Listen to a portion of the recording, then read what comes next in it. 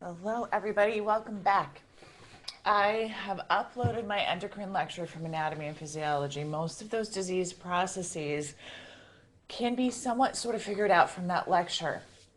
I went through all the different glands, where they're located. I also went through specifically thyroid. I really want you to focus on hypo and hyperthyroid and the difference between them. Okay, because that's an important thing. One thing to consider is goiter can be seen in either condition. Okay, and goiter will be at that enlargement of the thyroid gland. So, for most of those other disease processes, it'll be some sort of possible tumor or cancer that can affect those glands, and due to that lesion in that condition will decrease the release of those hormones. In some cases, we can have an increase in the release of those hormones. So if you have a tumor, that'll happen in the anterior pituitary, you can have either a hyper or hyposecretion of those hormones. Okay, so if you have a hypersecretion of growth hormone, that person's going to grow really, really big. In some cases, you could have a lack of release of growth hormone, and you get actually what's called pituitary dwarfism. Okay, so most of those disease processes you can sort of figure out if you know where those hormones are released from, and that's the catch. So this is the only, so far, lecture that I will test you from A&P, that endocrine one. Because endocrine is hard. It's hard to remember. But if you have a good basic knowledge of those structures and their functions, you can usually figure out the disease processes, okay? So you will have a 10-point quiz. You will have endocrine on your final or your next midterm, whatever comes first, okay?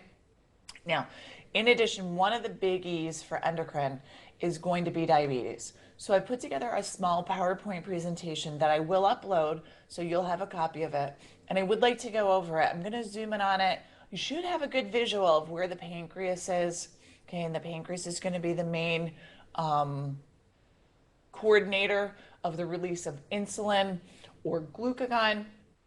I'll explain what that does in just a minute, and that'll help to either raise blood sugar levels or decrease them. Now, before I zoom in, because I'm going to zoom in, I'll stay zoomed in the rest of the time, I want to go over one very important concept.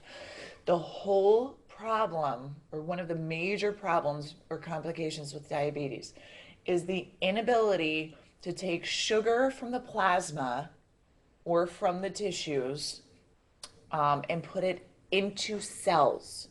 Okay, I shouldn't say from the tissues. I mean, it can get out into the tissues, but mainly from plasma. The problem is that we can't get sugars from, let's say, the extracellular environment, because it can be out into the tissues, but it can also be in the bloodstream. From the extracellular environment into the inside of the cell. That's the crux of the problem. And what insulin does, and insulin's going to be from those beta cells, insulin will take glucose, and insulin and glucose go together, and they attach to protein receptors on cells and are channeled into the cell. And inside the cell, we have those mitochondria that uses glucose and oxygen to make ATP. So that is the crux of the problem. If you don't have insulin, you cannot take that glucose, attach it to that protein receptor, and get it into the cell. Okay, so that's one problem. The other problem, I could tell what you're thinking already. The other problem is that some people don't have effective attachment of insulin to that receptor to get glucose into the cell. So it's either the lack of insulin or the ineffectiveness of the insulin getting glucose into the cell that causes the problem of diabetes. And there are two types that we'll talk about. Okay, that's my thing. I'm going to zoom you in now so you can see. Oops, hold on a second. Here we go. Okay, we'll stay zoomed in the rest of the time so you can see these notes, and they will be uploaded for you as well. So the endocrine portion of the pancreas, we should know this from the last lecture. The bulk of the pancreas is actually made up of what's called an exocrine portion. That exocrine portion secretes digestive enzymes that end up in the duodenum. If none of this seems familiar, I would review it, okay? This is part of the reason why people with cystic fibrosis have wasting. That exocrine, and this is why people with pancreatic cancer can't live long, because it secretes the majority of the digestive enzymes that break down nutrients so we can absorb them. And the endocrine portion is going to be little what are called islets of Langerhans that should be familiar from the last lecture. And within those islets, they're like little islands of epithelial cells glandular epithelium put together, interspersed throughout the pancreas. And within those little islets of Langerhans, we have alpha cells and we have beta cells. The alpha cells release glucagon, the beta cells release insulin. Now, insulin helps to ferry glucose into the cells through those protein receptors that we talked about, those protein channels. Glucagon will facilitate the release of stored forms of glucose. Now, just a reminder, glycogen is that stored form of glucose. We have glycogen stored in skeletal muscles in the liver are the two major areas. Okay, so alpha cells will release that glucagon in times where we don't have enough blood sugar going into our cells to make energy. Glycogen will be broken down from the liver, primarily. Glycogen in the skeletal muscles, our skeletal muscles like to keep for themselves and use for themselves. Okay, glucagon will facilitate the release of that. Glucagon can also help to break down fat, and that's another important step in this whole thing. If there's not enough glucose or reserved glucose stored as glycogen for our body to use as energy, we'll start to tap into fat. That's going to be our second form of energy. Okay, that's the whole premise behind low carb diets. You don't eat as many carbs, your body has to tap into fat.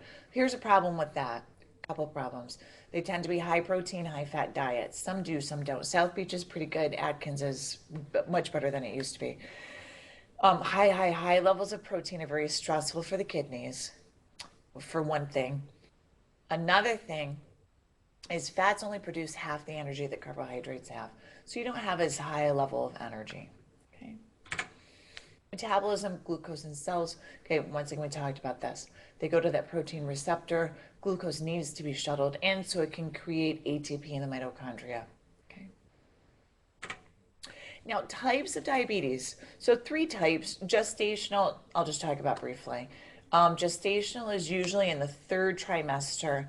Gestational usually goes away after the baby is born. Not always, though. Not always. And the baby tends to be really, really big because there's excess glucose going through this mother's system, which gets transferred to the baby. That glucose goes into the baby, is used for energy, but the excess glucose is turned into fat. So you usually tend to have that big, beautiful, healthy baby, per se. But they tend to be really, really big. My best friend has actual insulin-dependent diabetes, and she had a humongous baby. I think she was 11 pounds. Because of her diabetes be a little bit more uncontrolled during pregnancy. Okay, so type 1 and type 2, I'm actually going to zoom you back out to the board here because we need to go over these because they are different. Now, both of them cannot use insulin appropriately. That's one of the main problems, okay, or create insulin appropriately. So let's talk about the types now. There's type 1. Type 1 is going to be insulin dependent diabetes. Okay. Insulin dependent, I hope that's big enough. I'll make the next one bigger. Diabetes. Type 2 is going to be non-insulin diabetes, non-insulin dependent diabetes mellitus. Okay. So insulin-dependent diabetes mellitus, okay, non-insulin-dependent diabetes mellitus. So here's the main difference. People on the left, type 1, okay, type 1, I did one this way, I did one this way. I don't think it really matters. I think they actually use regular numbers. Okay, so type 1, type 2. Type 1 is going to happen generally in teenage years, okay. This happens in older people, okay, in older people, 30s, 40s, 50s, it depends. This type 1 tends to be some sort of attack on those islets of Langerhans. So type 1 is some sort of attack on the islets of Langerhans. So people with type 1 are truly insulin dependent because they are not creating insulin in their pancreas. Okay, so truly insulin dependent because there is no insulin or little insulin, none to little insulin being released from the pancreas. So they absolutely have to have injections. Now, the difference is generally with type 2, it tends to be a later onset. There's a strong, strong link with type 2 with obesity. Now, as people get more overweight, the cells are not as efficient as letting the insulin getting that glucose letting the insulin getting the glucose into the cell. Those receptors either get damaged or they don't function as well when people tend to gain weight. Okay, so the insulin cannot. It can get the glucose, it can get it to the cell, it can't get it into the cell. It's not efficient. Strong link with obesity, okay?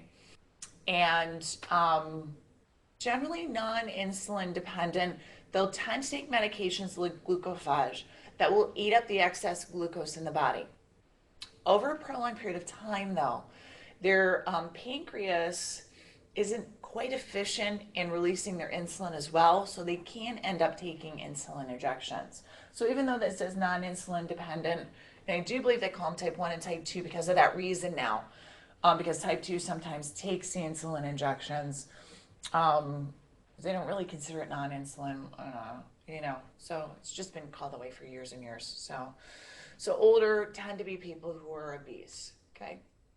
So the two main types. They could have similar symptoms though, right? If you're not getting insulin into the cells, they could have a similar outcome in their symptoms, okay? Lack of energy, lack of ability to create that energy, and moving into a process which is called ketoacidosis, which we'll talk about in just a minute. Okay, so here's the effects of diabetes. I'm going to zoom you in on this because I don't think there's really any visuals that we need to do again at this point. Okay, so some of the multiple effects of diabetes, that is so small. I apologize. So definitely open up, open it up on your laptop and from the PowerPoints. I think that'll be helpful. So the effects of diabetes can be multiple and extreme, okay, depending on how progressed somebody's symptoms are, or condition is, I should say. They can obviously have hyper or hypoglycemia, so high levels of sugar in the blood or low levels. If somebody does too large of an insulin injection, you guys know this, I don't even need to go over it, but too large of an insulin injection, obviously you can suck up all that glucose, put it into cells, and you don't have enough glucose in the extracellular fluids to maintain a good level of sugar in the body, or glucose, I should say. They have a higher rate of infections, and one of the theories behind that is due to the excess glucose that's in the extracellular fluids. That glucose is a good medium for antigens or infectious agents, I should say. Okay, infectious agents. So those infectious agents get into the body. Normal people with normal levels of glucose would be able to fight that off more effectively. People with diabetes, they have a lot of sugar in their extracellular fluid. The infectious agent's like, cool, found a great little home here. And they tend to spread a little bit easier. Now, they tend to have difficulties with their vascularity as well. There's problems with macro and microvascularity.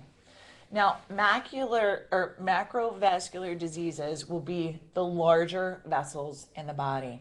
And the main thing that tends to happen with the macrovascular diseases is due to that excess sugar that is in the bloodstream and the extracellular fluid. That sugar creates inflammation on the inside of the blood vessels, the large blood vessels.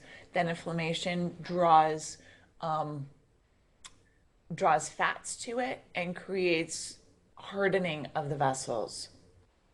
And that hardening can continue on the inside of that vessel and get thicker and thicker until that vessel either can block, or you can actually form clots there that form the beginning of a thrombus, and then it can break off and leave the body as an embolus.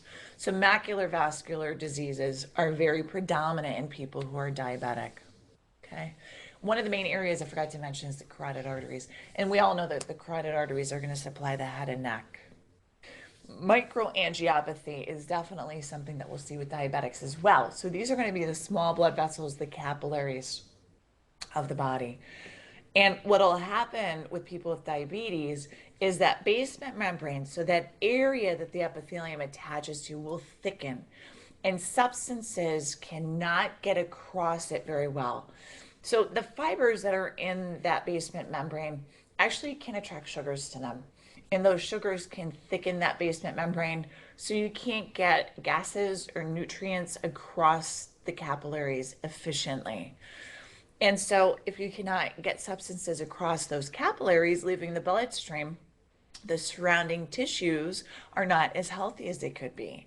Now, this happened with my husband's mother. She was very diabetic and also didn't take good care of herself. And what happened is, as time went on, she tended to get a lot of difficulty with her feet. And she developed an ulcer on her foot. And because that microvascularity, and it really affects the distal extremities, I forgot to mention that. So in her feet, she got ulcers, and eventually that ulcer spread. You know, you've got that great environment for infections with the extra glucose. She had microvascular disease, I'm sure, in her peripheral extremities. So she got a sore at the base of her big toe, which wouldn't heal, and eventually that spread, and that spread right into the bone. And she had to have that little part taken out.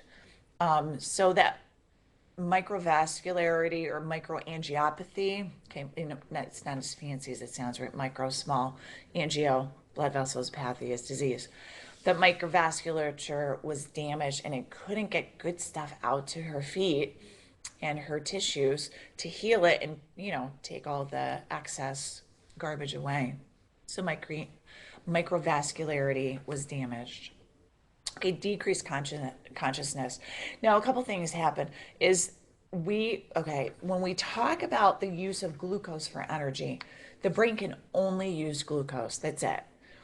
It's really, really important that we keep a good level of glucose in the body so we can feed our brain, because that is the only energy source that the brain can use. You know, muscles can use fat, you know, liver can use fat, other structural body parts can use fat. Brain needs glucose, and we will actually save every little last bit of glucose for the brain to keep the brain functioning as long as possible. It's called glucose sparing. So if we get really low levels of glucose, your body will start tapping into fats to burn it as energy and save the glucose for the brain. So people who have really, really low levels, and once again, to use my mother-in-law, God rest her soul, as an example, she was really hypoglycemic one day, and the EMTs were called, and she was really out of it. My husband got there too. She was calling him his father's name and our kids' names and totally out of it because she had no glucose or very, very little glucose going to her brain to keep her brain functioning properly. So you could see that they could move into a decreased consciousness and eventually coma, right? Due to the lack of glucose for the brain. And one of the byproducts too is that you start to get a change in the pH of the body, and that change of pH can create ions and acidity that will change the functioning of the brain as well. Nephropathy. So nephropathy is going to be damage to the kidneys. And what happens is around what are called the glomerulus. And if you don't remember the glomerulus, please go get a picture, refresh your memory, because the glomerulus are going to be a bunch of capillaries that are in what's called the nephron, which is the smallest unit of the kidney that creates filtration. And the glomerulus is the first stop on the creation of filtrate, which will turn into urine. The glomeruli are little capillaries that are bunched up in a ball, and they help to filter the blood. And when they filter the blood, they start to create the early structure of urine. Now, what will happen in people who are diabetic is the surrounding basement membrane of those glomerular capillaries will actually thicken and prevent filtration as well. So it creates difficulty in creating a good amount of urine, and then it starts to get damaged. And when that gets damaged, it'll start to break it apart a little bit, and they can actually start dumping proteins through those capillaries. And the proteins will show up in the urine. It's not healthy. And if the primary protein will be albumin, that's not healthy. That means that there's a breakdown in the nephron, that filtration unit, that cannot create proper amounts of urine. And also, if you're dumping albumin into your urine, albumin is one of the major blood proteins, and it helps to keep the proper amounts of fluids in the blood. you'll not have the proper amounts of fluid in the blood, which then can affect systemic circulation, et cetera, et cetera. So nephropathy, damage to those kidneys can affect the body as a whole. Neuropathy is going to be degeneration of axons. The exact physiological process of this is not totally understood. My first thought when I was reading it was, we have damage to the microvascularity, and you do have blood supply to nerves kind of surrounding them, this little microvascularity. I was thinking maybe that was the damage, maybe a change in the ability to facilitate glucose mechanisms, so not really sure. But the axons start to degenerate, and we know that axons send messages to body parts. And this can happen anywhere. This can happen to the axons that bring sensory nerve information into the brain. Which is the primary thing that happens with diabetics before I go on. But it can also affect the nerve supply to the GI tract. They can get loss of sphincter control, loss of motility in the GI tract, motor control, excuse me. So anywhere those axons go to, we tend to see with diabetics, so numbness and tingling, right? Numbness and tingling in the feet, sometimes the hands. Now, ketoacidosis is one of the big things that we'll see with diabetics. Ketoacidosis is going to be when diabetics don't have enough insulin or the ability to use insulin properly. They can't get glucose into cells to create energy. Okay, so if you don't get that, think about that for a minute. If they cannot create enough insulin, or the insulin isn't efficient enough to put glucose into cells, they cannot create energy efficiently. Even if they have a ton of glucose floating around in their extracellular fluids. Now, what'll happen is they start to break fats down. And in order for fats to be used as energy, the liver has to convert fat into glucose. Okay, so the liver has to convert fat into glucose. Excuse me, with that converting of fat into glucose, we create acids. And one of the big acids is going to be acetone. Okay, there's acetoacetic acid and alpha butyric acid, I think is the third. That's not quite right. But you create 3 acids. Okay, the 2 biggies are going to be acetone and acetoacetic acid. Now, that creates an acidic environment in the body, and our body is constantly trying to buffer our system. Okay, and the way that we buffer, and this is a huge thing. Okay, a huge thing is either through the lungs or through the kidneys. Okay, through the lungs or through the kidneys. I'm actually going to bring it back out because I want to make a couple of notes on this. Okay. Okay, so we're talking about buffering. We're talking about buffering acidity of the body. Your body in general, in the extracellular fluids, I'm not talking about like GI tract, I'm not talking about stomach. There's a narrow range. We want our body to be at 7.35 to 7.45 on the pH scale.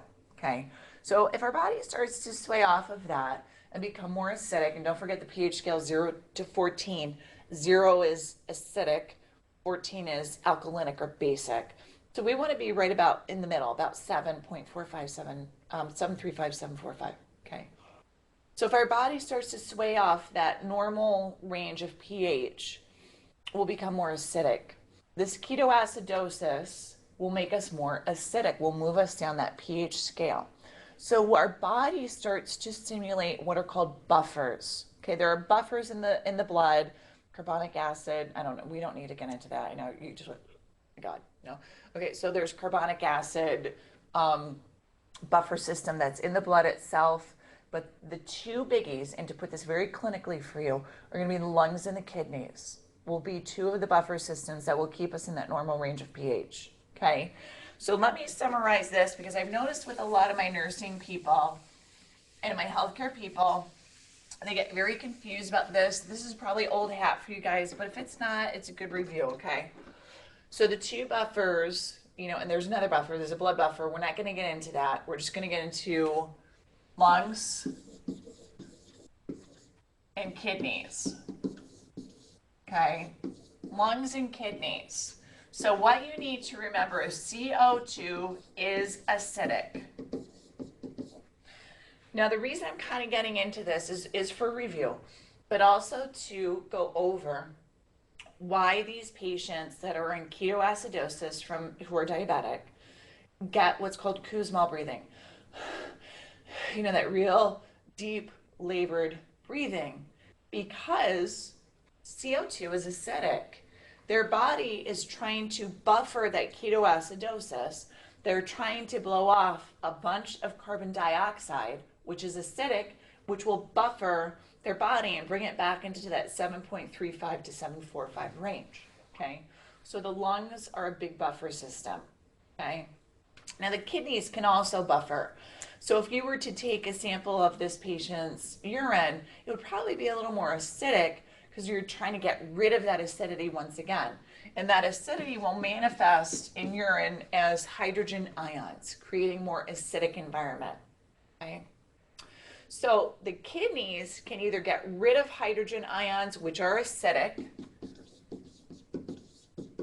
or they can get rid of bicarbonate. And we all know that bicarbonate is alkalinic, okay, just like bicarb. So if you have an acidic stomach, you could take a little bit of bicarb that will calm that acidity because it buffers it, okay, it buffers it. So the two main buffer systems that we'll see other than blood are going to be lungs and kidneys. Lungs will release carbon dioxide, which is acidic. Kidneys will release either hydrogen ions or bicarbonate, okay? In this case, moving into ketoacidosis, we would see increased levels of hydrogen ions being released in the urine, okay? So brief little review. Now, so ketoacidosis will happen when that patient does not have enough insulin or fully functional insulin. I shouldn't say the insulin's fully functional receptors to get insulin and glucose into cells. Energy is not created. They release stores of fat. That fat is turned into glucose in the liver to be used as energy. Okay. During that process, acids are released. Okay. One of the big ones is going to be acetone. Acetone is found in nail polish remover, and it creates sort of like a fruity kind of sweet smell. So if you were to breathe somebody's breath that was in ketoacidosis, it would have a fruity smell. Okay. As they're tapping into those fats. So, all right, I think that's a good brief review of diabetes on top of what we went over in endocrine. You will have a quiz on this for sure. I'll give you a couple of questions from this with endocrine quiz as well. And I will see you next week. Thank you, guys.